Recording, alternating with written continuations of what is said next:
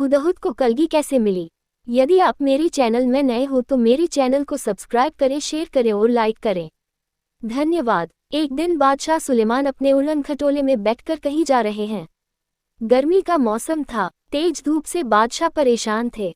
उन्होंने देखा कि पास ही गिद्धों का झुंड उड़ता हुआ जा रहा है। बादशाह सुलेमान पशु पक्षियों से बातें किया करते थे।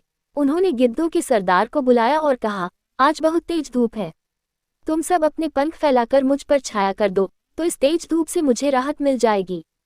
बादशाह सलामत, हम बहुत छोटे हैं, हमारे पंख भी बहुत छोटे हैं, और हमारी गर्दन पर तो पंख ही नहीं है, हमें माफ करें, हम छाया नहीं कर पाएंगे।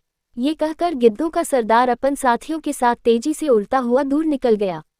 बादशाह सुलेमान कुछ आगे बढ़े तो उन्हें हुदहुदों का सरदार दिखाई पड़ा। उन्होंने उसे बुलाकर अपनी परेशानी बताई तो गिद्ध की तुलना में बहुत छोटा पक्षी होते हुए भी वह मदद के लिए तैयार हो गया।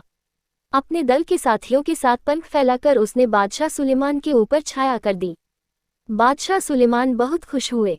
वे हुदहुदों के सरदार से बोले, कुछ देर पहले मैंने गिद्ध से मदद मांगी थी, लेकिन उसने मना कर दिया था।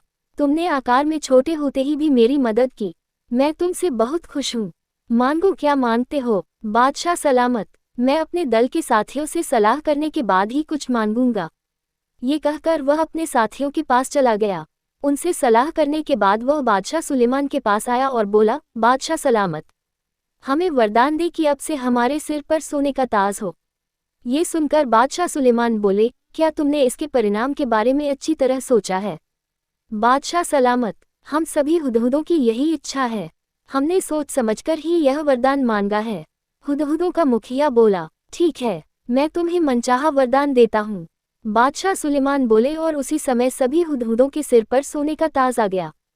सभी हुदहुद बहुत खुश हुए, लेकिन उनकी ये खुशी अधिक दिनों तक नहीं रही। लोगों ने जब उनके सिर पर सोने का ताज देखा तो सोना हासिल करने के लिए उनका शिकार करने लगे। एक एक कर हुदहुदों के मारे जाने से हुदहुदों का वंश समाप्त होने को आ गया। घबराकर हुदहुदों का सरदार बादशाह सुलेमान के पास पहुंचा और बोला, बादशाह सलामत, सोने की कलगी के कारण लोग हमें मारने लगे हैं। इस तरह तो धरती पर एक भी हुदहुद नहीं रहेगा। हमें ये सोने का ताज नहीं चाहिए, कृपा कर अपना वरदान वापस ले लीजिए। बादशाह सुलेमान बोले, मुझे यही आशंका थी, इसलिए मैंने तुम्हें पहले ही चेताया था।